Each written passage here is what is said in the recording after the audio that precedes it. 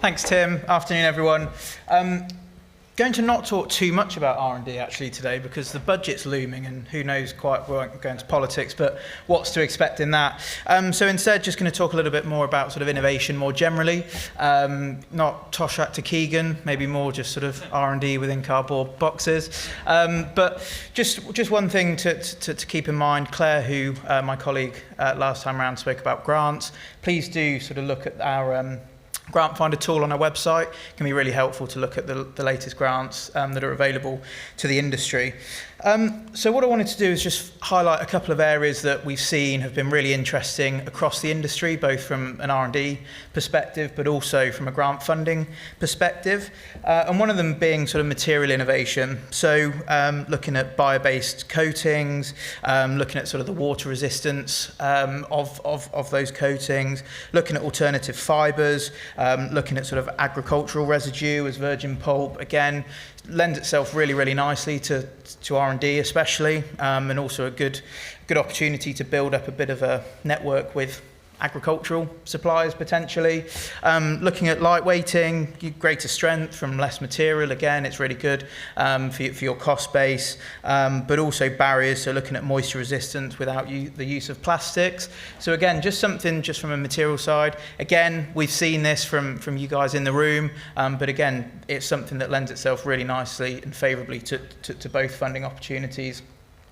From a circular economy, again, a bit of a buzzword today, but we're seeing a lot of projects in this space, looking at high-grade recycling and looking at the recyclability of cardboard packaging, looking at the removal of contaminants and de-inking, again, just makes that process more streamlined, especially this is a real hot topic for grant funding at the moment, but again, we're kind of in a bit of a limbo with the updated budget. The reuse of systems and using of reusable e-commerce boxes, again, all stuff which I've heard at these conferences time and time again, but again, is this something that we could do a little bit more of? But then also smart recycling markers, again, I think this is a really interesting concept, and having done quite a lot of work in the waste management field, it's something which would definitely be very, very beneficial to them as well. So again, could be a potential opportunity for working a bit more closely with the waste sector.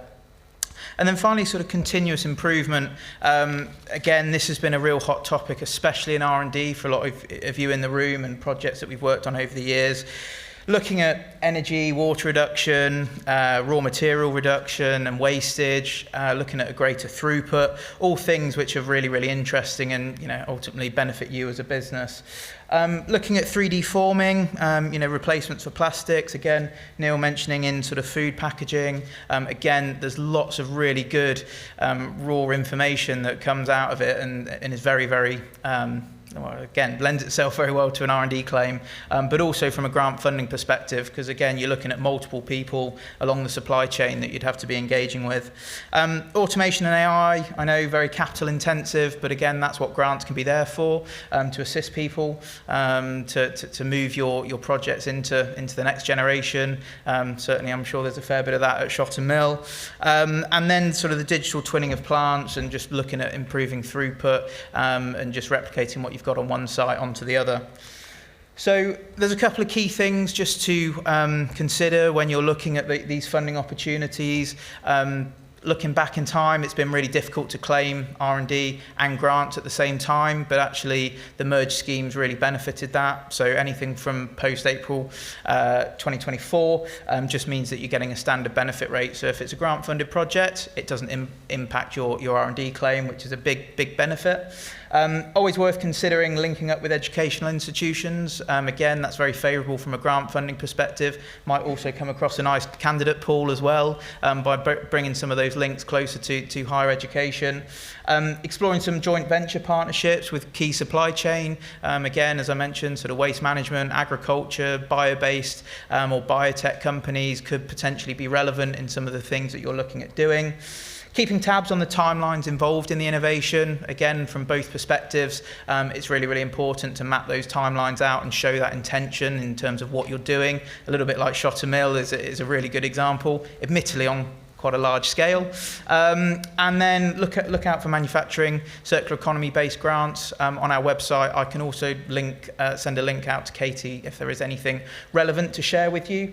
And then just make sure you're on top of your R&D claims, because there have been changes in the legislation, so make sure you're keeping on top of that. Other than that, thank you very much. I'll be around for dinner if anyone has any questions.